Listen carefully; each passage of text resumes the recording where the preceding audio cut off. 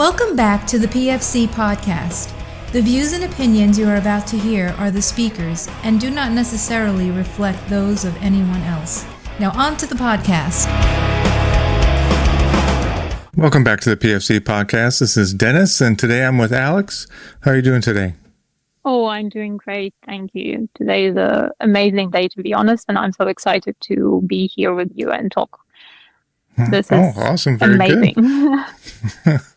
But today we're going to be talking about manufacturing and how these companies in Ukraine, like I think one thing of the Ukraine war, innovation is happening incredibly rapidly. And that's, to me, it's one of the cornerstones of why Ukraine has been as successful as they have been, is just because their ability to adapt and innovate and create new techniques of things. And since this is the first time on this podcast, would you mind doing a quick introduction of yourself? Sure. My name is Alex. I'm a CEO of Shannon Mechanics. We are a Ukrainian producer of medical drag stretchers and immobilization splints. We have been doing this for a very long time, since 2014, and essentially are the leader in the market right now. We have delivered since 2022 about more than 8,000 stretchers to the front line and more than 30,000 splints that are now serving our military. So we have developed this product and are continually improving it with the feedback from our soldiers. So it's all battle tested and actually working and helping to save lives. Oh, perfect. So obviously it didn't start off that way. And once war happens, everybody realizes that supplies are a real problem, and logistics is a major part of war, unfortunately. So in the beginning, I kind of would like to hear the story of your company. Obviously it had very humble beginnings. It started with an idea. And how did that grow? How did you keep your people protected? How did you quality control and ultimately get to where you are now? So it all started back at the Revolution of Dignity, before the first campaign from Russia that invaded Ukraine at that point. Our founder, Max Shannon, he was a participant in the revolution on the Maidan. He realized at that point that he wasn't necessarily a fighter. So he just picked up his medical backpack and went to help people. That's when the whole tactical medicine history started. Then he proceeded to know more people, to form connections, and essentially there was a clear demand for medical equipment, because at that point Ukrainian military wasn't that advanced as it is now. So the BM splint was developed at that point with the materials just from a regular construction store, because the idea was to just be able to establish production from scratch at any place, at any point. And then it developed into our stretcher, the Utah stretcher. Obviously, the boost for our company and the main growth happened after the full-scale invasion in 2022. That's when I joined the company. We started basically as a group of volunteers that just wanted to help, just wanted to do something. We have gathered every single scrap of materials we could find, especially in Kyiv in April and March of 2022, when nothing was there. The city was basically under siege, so to speak. So we gathered everything we had. At that point, we have done like prototypes in terms of can we use as little materials that we can to produce equipment that still does its job. So that was a very great lesson in efficiency. And slowly but surely I started essentially building the supply chains for actual materials, and because the demand was so overwhelming and nobody had done it. And to get equipment from abroad, first of all, it was almost impossible due to the logistics, because everything was closed. Second of all, it was all very expensive, especially at that point. So we basically started growing. We had a little office at the beginning when barely like 5 people fit to work on the stretchers itself. It was so small that essentially we had to move out because some of the splints had fallen onto my head. Yeah, so we decided to upgrade to a bigger place. And right now it's a full-scale workshop that deals with all of the production. The main thing about protecting our people is obviously we hope and all go to the shelters when the air raid sirens happen, but we are also physically underground. We have as well fully independent from the grid. So we have our own electrical supply and internet and stuff like that. So plus most of our equipment is battery powered. We have made sure of that just in terms of being able to continue working when there are blackouts. And basically after building the logistical and supply and also operations, the structure right now runs like a well-oiled machine, and I'm honestly very proud of that. And I am very, very proud of my team as well, because everybody brings something, some knowledge and some expertise, as well as thoughts and ideas. We are all very involved both in the product development and also just in the mission we are here for. So I guess what product did you guys start out with? Was it splints or the stretchers? We started with splints, and a year later the stretcher was developed. So basically we started with a simpler one and then moved to the more complex product. Sure. So let's just start, I guess, off with the splints. Like you mentioned, when the war kicks off, like the economy almost stops. Like you're not getting supplies in nearly as rapidly as you need to. Costs go up, etc. Like there's all kinds of problems. How did you work your way around that? First of all, our splints specifically can be made from materials from regular construction stores. That was the old philosophy behind it. But also what I find in part very inspiring was that everybody that we talked to were very involved on getting it done. So our suppliers, even at the point that nobody knew what was going to happen, they all started working towards actually getting the materials here and actually getting it to us. So while it was difficult, the community helped a lot. And as of now, again, this is also a history of trust between us and our suppliers. And we work to kind of empower each other and help the soldiers as well. I guess what specific hardships or rough spots when it came to just gathering materials, like what went first and where you had to pivot? At first, obviously, it was just the closed borders and inability to import anything. So at first we handled that with basically buying off all of the scraps and what was left on the market. Right. Is this like aluminum or? Aluminum. It is aluminum just because it's flexible enough and it's radiolucent. So we had some partners that worked with that specific kind of metal.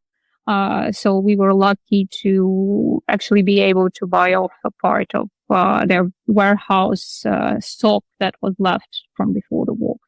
And essentially after that, it slowly but surely everybody worked around the limitations. So the supply, so we bought off bulk, we built up stock, and by the time we ran out of stock, the chain supplies were a little bit more stable. So we were able to as well then continue producing the splints and stretchers. But at the very beginning, we also switched to a smaller size to make more units and to deliver it. They were still functional, but obviously a little bit smaller in terms of that. So obviously, just material-wise, having to adapt. You're bringing in, even if it's a small number of people, you probably didn't go to school for splint manufacturing. How did you learn? How did you teach others, how to create these products? For the most part, I wouldn't say this requires a degree to produce. The manufacturing itself is quite straightforward. In terms of materials, I have a physics degree and Max has an engineering degree. So that wasn't necessarily something out of the blue. I also specialize in medical equipment as well. So that was knowledge that we already had.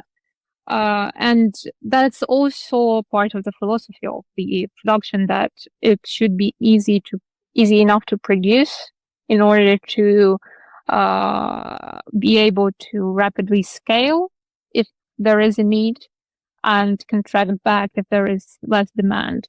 So we have taught people how to produce them, and we just ask them to help on the contract-based work.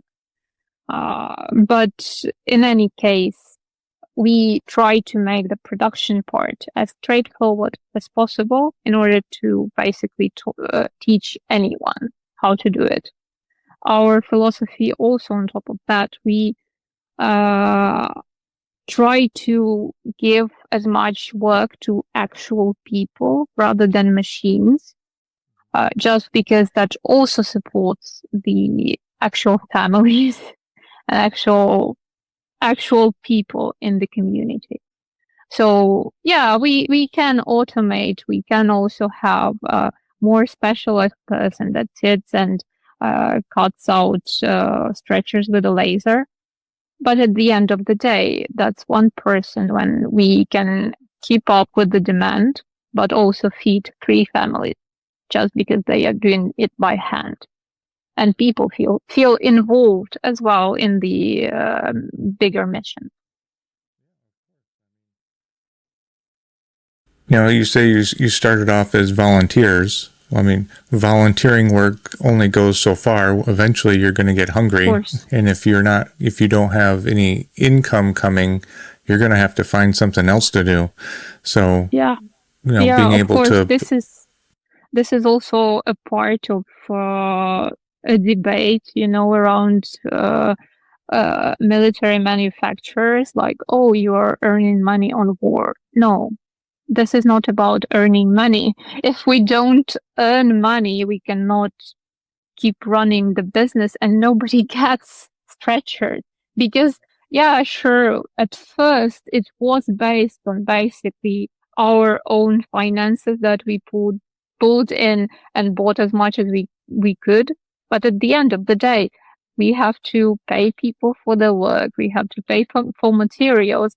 We also have to pay for operational costs. So this is a question of volunteering is great, and it brings in people that are actually passionate about the cause. But in order to secure that, you have to give those people that are so passionate about also the support, the structure, and income to actually keep doing it in a healthy way. Because you cannot be effective and useful to anyone if you are burnt out, if you don't have money for rent, and if you don't have money for food or to support your family. Everybody will choose family over anything, you know? And not only you're helping these people, but in some small way you're helping the economy, because those people are buying things from other people, and we pay taxes as well. So of course, it doesn't matter what's going on, you're paying your taxes. But I think that's a really important aspect. Is not just, well, everybody should just volunteer everything. That's just not how humans work. First of all, it's not how humans work. Second of all, it's not how economy works. And third of all, this is not sustainable long term. There should be a separation between short term involvement and a long term strategy. If you have an idea but you don't have a strategy to implement it, it's just an expensive hobby. That's all. Yeah. When you have a strategy and you have a mission behind it, then it works.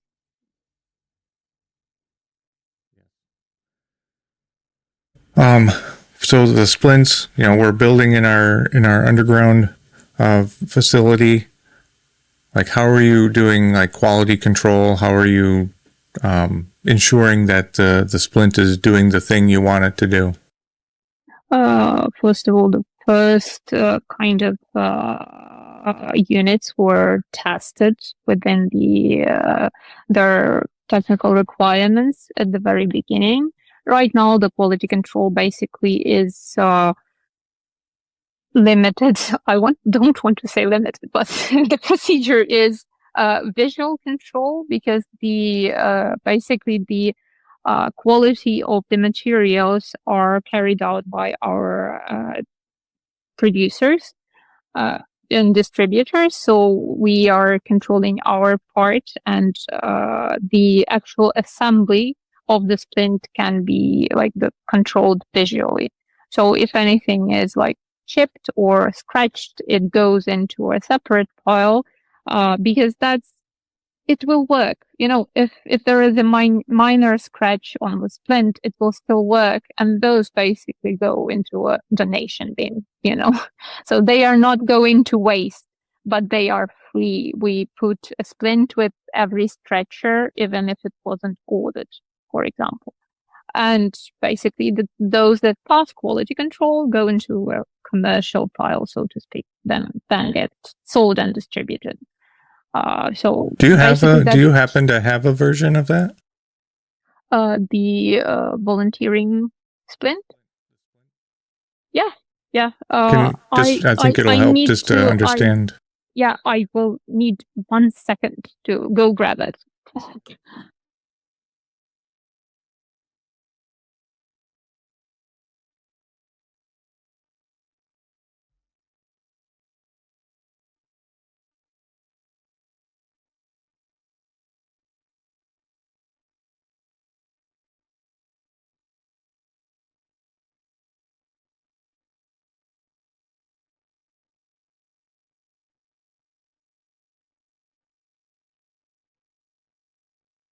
So I'm back.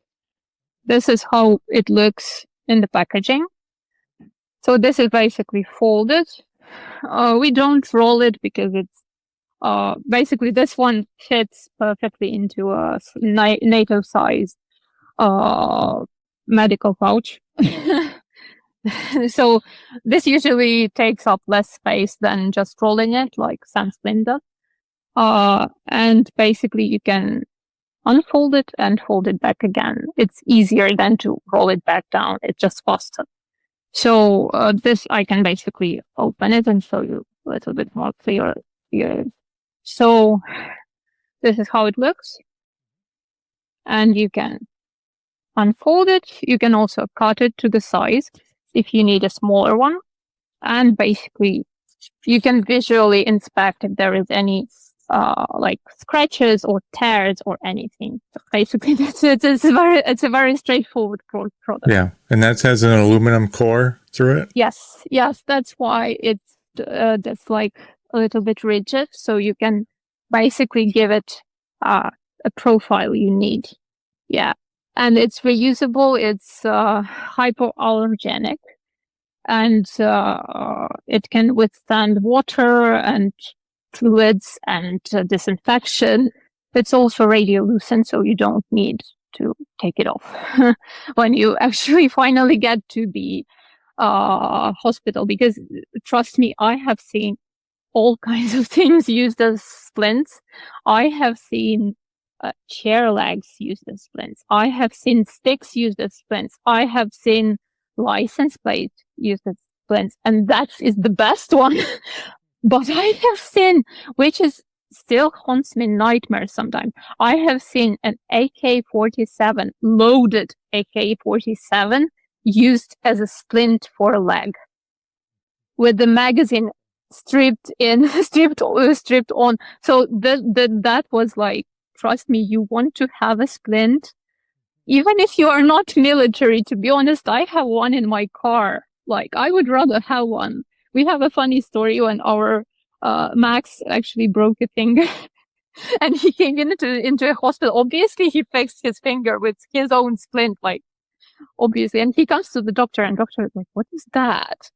And he explained to me, like, "Wow, I want that," So it's a thing that everybody should have, and it's cheap. Like, I'm sorry, it's very cheap. It's like, I don't know, based in US, like maybe $5. So I'm familiar with the SAM splints. They're incredibly versatile, and you can make as much imagination as you have. You probably can make it with that.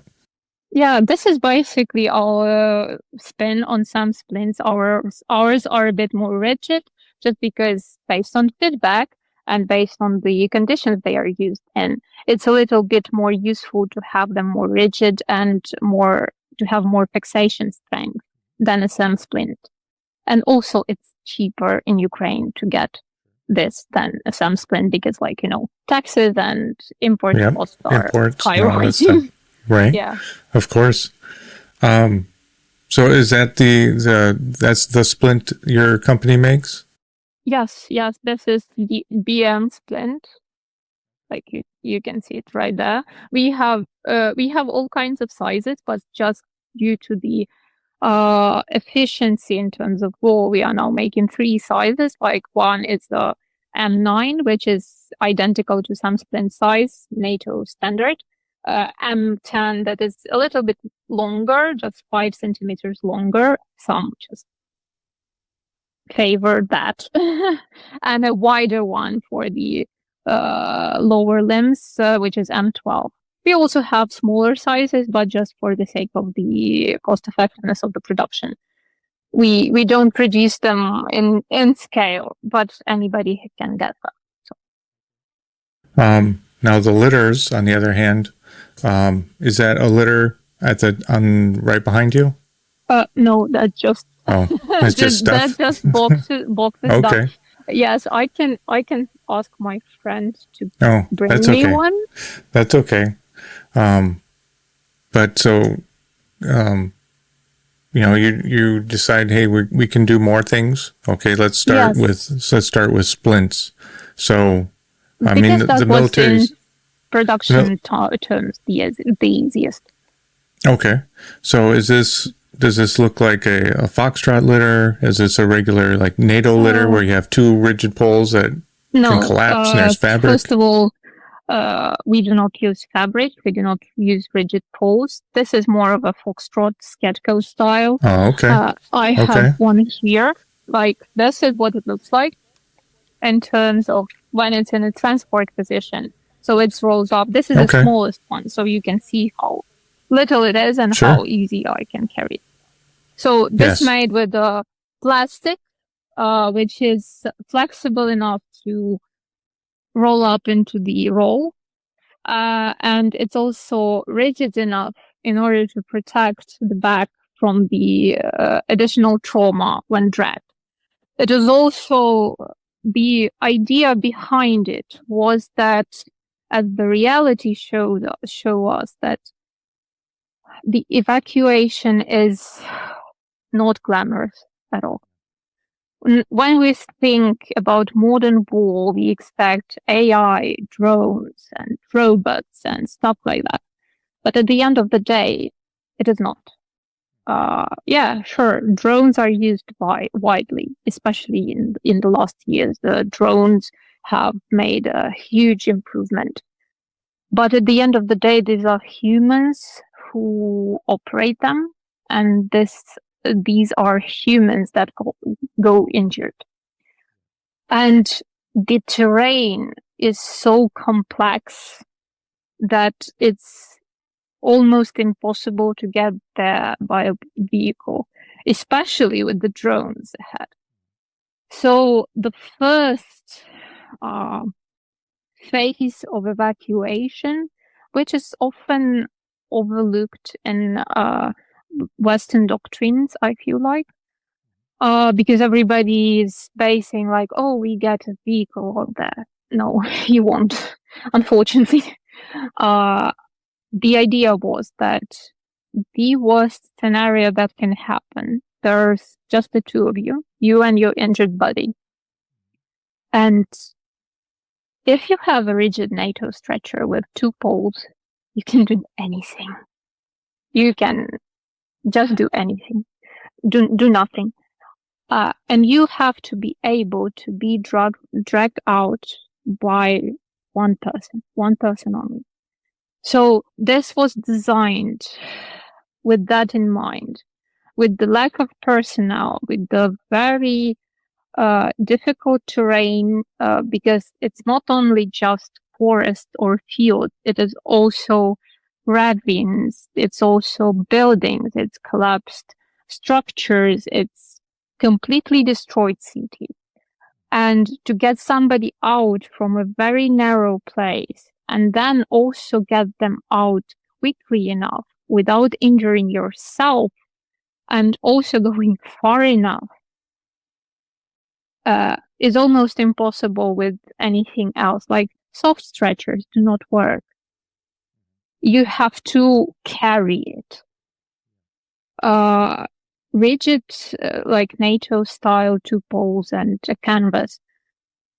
I'm sorry, if there is a drone overhead of you, that is not sustainable. So the drag stretcher becomes almost the only thing that can both protect a wounded from an additional trauma, but also protect the people who are evacuating them. This is obviously not the solution to every situation. There are situations where also a flexible stretcher letter will not work, unfortunately. We had a story when, unfortunately, it didn't work just because there was a sniper fire. And at that point, this is not a question about stretcher, just the wrong equipment used for a wrong situation. When you are on the sniper fire, you have to use something like evacuation straps to just drag them far away. So obviously it's not a solution to every problem, but it is a great solution to, first of all, get somebody out as soon as possible and save yourself. Because you are, at that point, if you are dragging a stretcher, you are also mobile enough to get out your weapon in case you need it.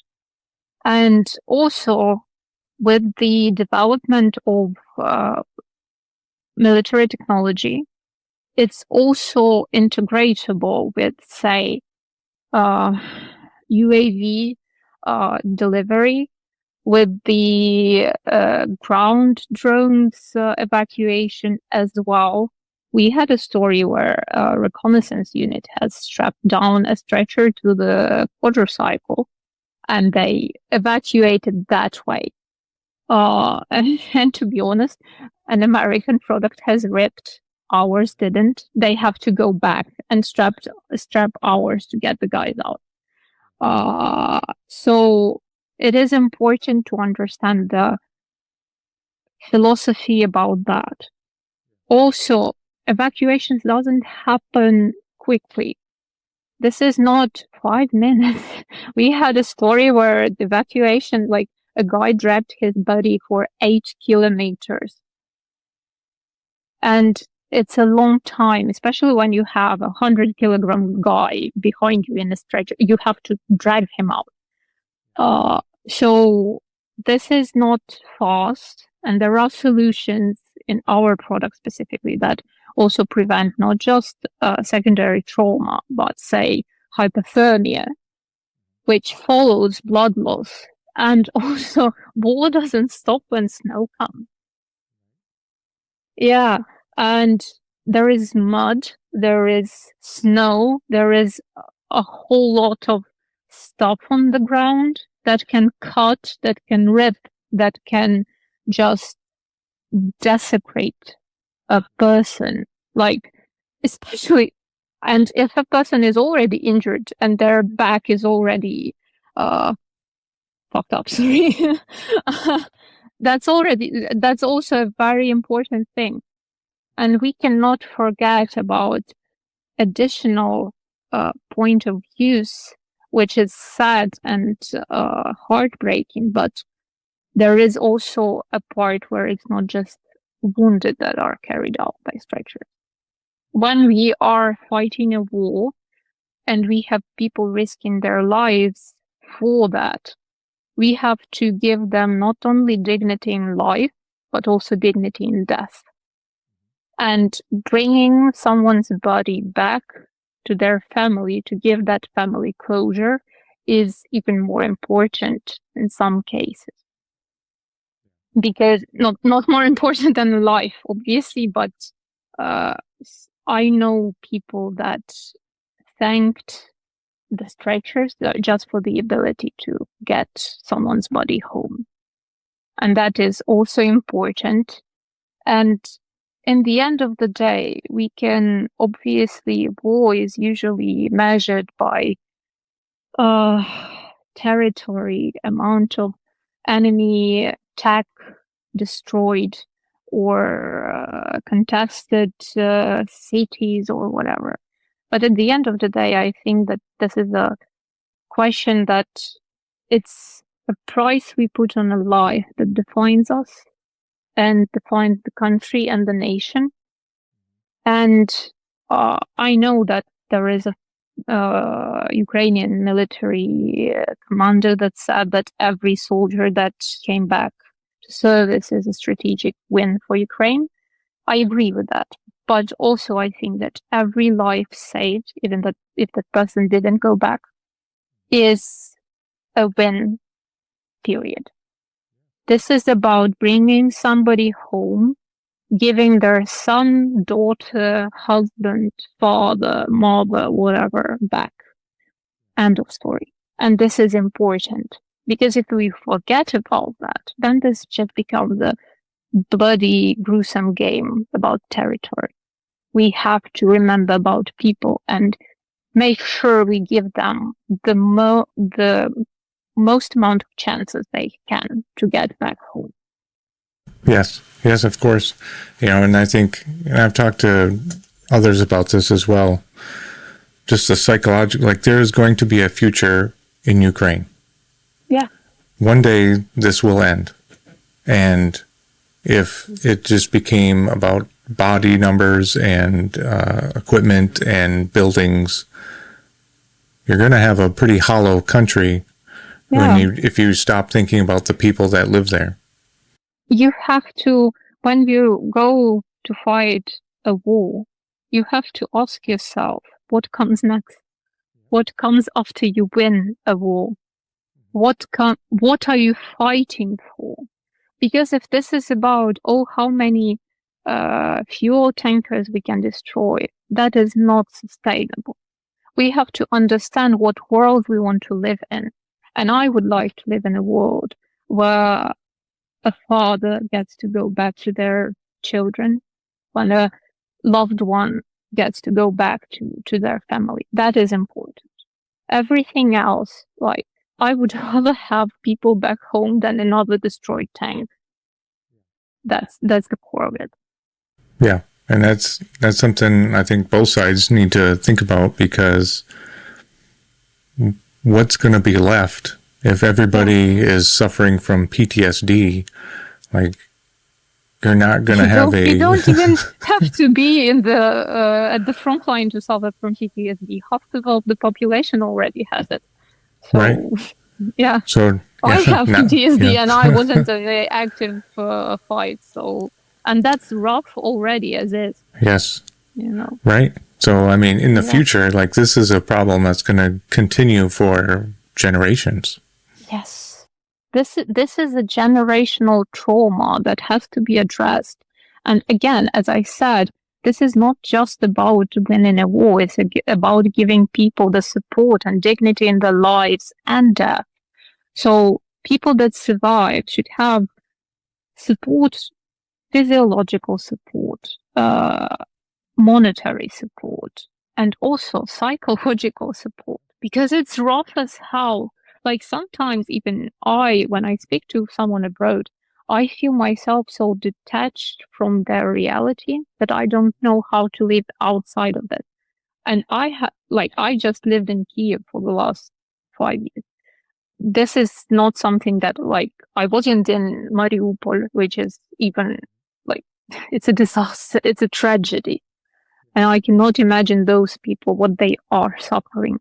But this is just a point of reference. If I can feel that way, if I can feel that detached without anything even close to the suffering and stress actual soldiers survive, how we can help those people that survived even more intense stakes and stress and situations to go back and integrate back into society.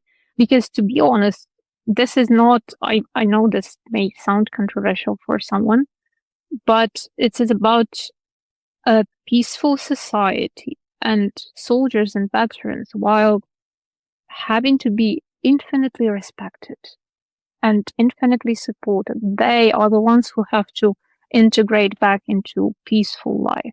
Because if this is a society driven by soldiers, it becomes a military state. And that is not something sustainable long term. This is about bringing people who sacrifice so much and giving them the most dignified, the most sustainable long term life possible. And it starts with bringing them back with a wound, back to the hospital, providing them care. And after that, there is also a whole lot of work that has to be done. Psychological things, rehabilitation. I worked before the Shannon Mechanics with amputees, and I worked with also prosthetics.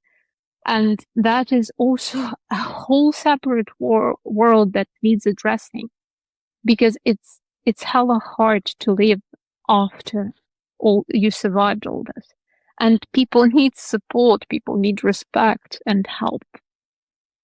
So this is something we have to, as a society, not just Ukrainian society, but all together think about and work on. Are there any, I don't know, motion in that direction? Like you're not the first one to tell me that they realize this needs to happen, but so far that I've heard of anyway, it just seems like everybody thinks it, but nobody's really pushing that way. First of all, there is a great move in terms of rehabilitation of amputees.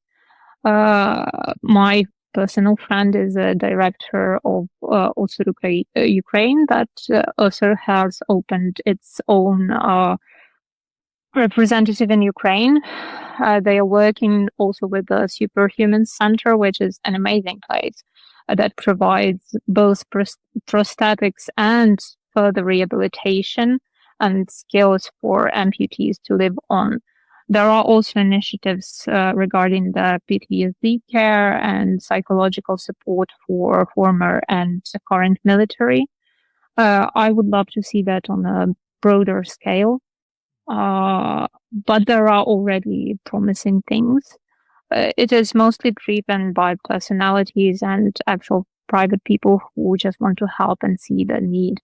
But I really hope that it scales up also to the governmental systems in the future. Yeah, I think it's going to have to. Like, I don't think there's another option. Have to. Yeah. Back to the manufacturing parts. All the materials, right? Even though things have, I guess, supply lines have stabilized, there still has to be flux. How do you? I can't imagine that you're just going on, what in the U.S. they would call it like just-in-time resupplying, right? How do you control? How do you even out those situations where supplies are available and then not available? First of all, I personally try to always have options of the same or analogous materials. It's not always the exact same, but it does a job. So the specifications are equal. That's the first thing.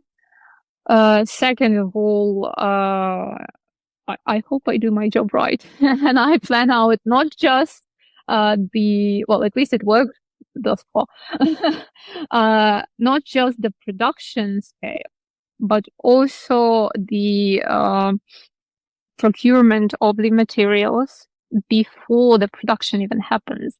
So we always have a stock of materials in case anything fails. So, for example, if I know that I have, say, 500 units ordered for this month, that amount of materials was already purchased back a month. So I plan in advance. That also helps. Plus, again, we are always looking for opportunities to connect with other suppliers to diversify our supply chains in order to, if one cannot deliver, we switch to the other one. Also, we try to support Ukrainian manufacturers and help them develop new products. And for example, again, another production of plastic has opened, and we were involved with the first calibration of their equipment in order to get them running and also get another supplier for us as well. So now we are not that reliant on a European supply because we have a Ukrainian supplier that can deliver in terms of days, for example, instead of a week or a month. So that's the most important part of planning.